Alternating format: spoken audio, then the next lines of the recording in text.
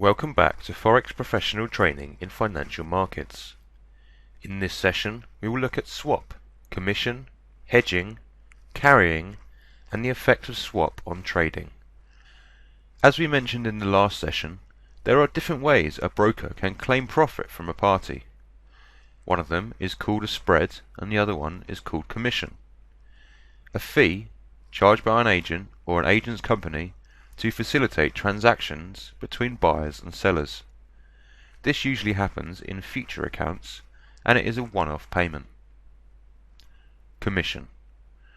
Commission is very similar to what you would pay if you were buying or selling a house via a real estate agent. Now, if we look at the platform, if you focus on the oil trade that we have made, you can see commission was paid and it was only related to the future trades. There was no mention of commission in the foreign exchange trades.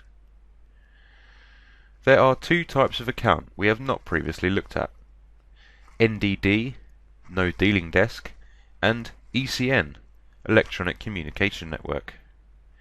In these accounts there is a commission for a broker in foreign exchange trades, the same as in future trades. We will discuss these account types in more detail in the future. Swap.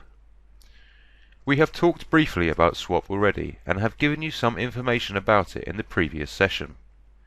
However, since this is quite a significant and advanced topic, we will talk about it in more detail this time.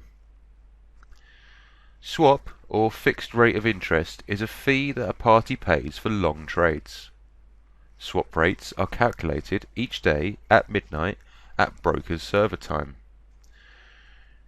Trades that have been open before midnight and held open past this time will be subject to swap rates. We will now look at how a swap is calculated. For example, in Australian against US dollars, Australian dollars interest rate at this moment is 2.5% minus United States dollars interest rate, which at this point is 0.25%. Based on this formula, the difference in interest rates between Australian dollars and US dollars is 2.5 minus 0.25%, which is equal to more than 2.25%. As we mentioned before, for every dollar, one lot is equal to 1,000, and if we multiply that by 2.25, we will have annual swap of $2,250. And if we divide that number by 360 to indicate daily amounts, it is approximately $6.25 of swap interest value that will be withdrawn from or deposited to your account. This depends on whether you are buying or selling in your position. Whenever you buy exchange with a higher interest rate, swap will be positive, and if you buy exchange with lower interest rate, or sell in Australian dollars versus US dollars, swap will be negative. For better understanding of this, here is an example in Australian against US dollars. Since Australian dollars has a higher interest rate, your account will be deposited with a positive swap for an open buying positions and a negative swap for an open selling position. To understand how positive swaps are calculated, look at the following example. The difference of interest rates, in this case Australian against US dollars, as we calculated before, is 6.25 minus X, which is the broker's cut, which equals Y. Thus, 6.25 minus X equals Y. So Y is a number less than 6.25 that will be added to your account every night for your Australian against US dollars open positions. The calculations for a negative swap, which will be withdrawn from your account every night for any open positions, are like so. In this case, the difference in interest rates is $6.25 minus the broker's cut, which means $6.25 minus X equals Z. And because interest rate is negative here, so Z will also be negative. Now, if you look at the platform, For instance, in here we have bought and sold one lot of Australian against US dollars. If you look closely, the positive swap is 27.40 and the negative swap is minus 35.93. This means that a positive swap is always less than a negative swap. This is because the broker's cut in a positive swap is subtracted and in a negative swap is added because both are negative. It is important to know that on Wednesday's swap it's charged 3 times to accounts due to weekends, the market being closed Saturdays and Sundays. Therefore, every Wednesday an open position will be subject to 3 times the value of a positive or negative swap.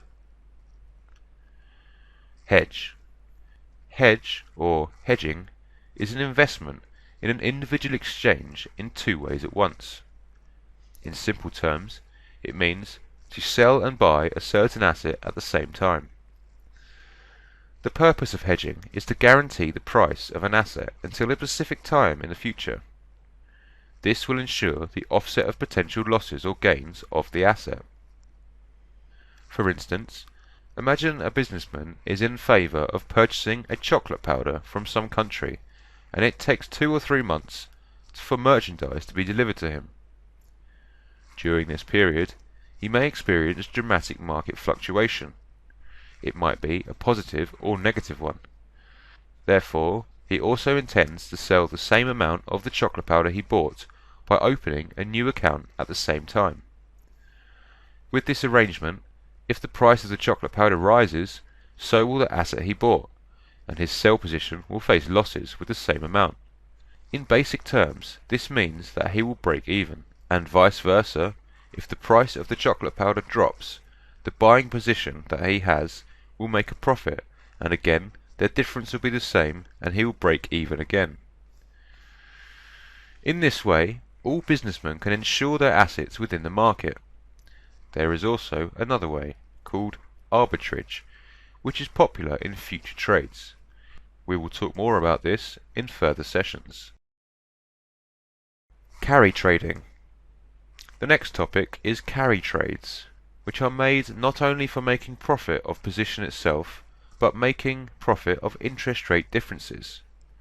For instance, if you look at the trade we have done here, which is one lot in Australian against US dollars, the losses in the next 2 to 3 days will be minus $24, and its swap rate is $27, which means, although the position itself will face losses, its swap is positive.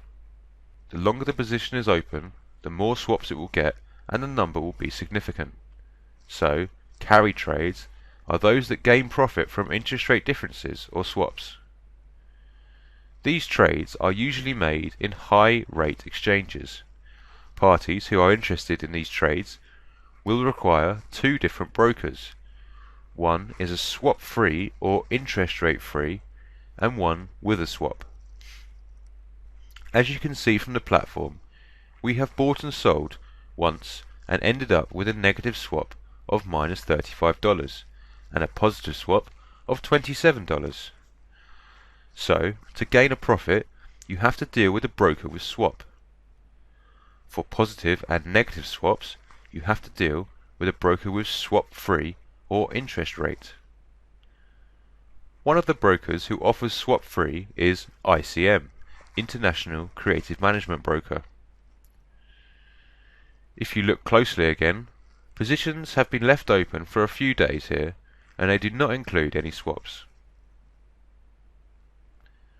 One lot in Australian against US dollars, which has been in trade with this broker, is not subjected to any swap. Thus, we can buy from other brokers like FX Pro to gain profit from positive swaps, and sell with other brokers with no swap. In this way, we have hedged, which means we have made no gain or loss, but in time the size of swap will be increased to a considerable amount. Considering carry trades, the most famous exchanges in markets that parties are usually interested in are Australian dollars against Japanese yen and Australian dollars against US dollars. As you noticed, there is a greater tendency to buy exchanges with higher interest rates, which results in a swap. Therefore, swap affects the process, because traders like to buy so they can gain profit and collect swaps, meaning parties usually draw their attention towards trades in which they make profit and collect swaps at the same time. If you want to make a right move with this type of exchange, you must have a perfect understanding of a market inflation at the time. This means, at the time of high inflation, in order to gain profit and swap, you should buy, and when experience flat market or market downturn, you should intend to sell.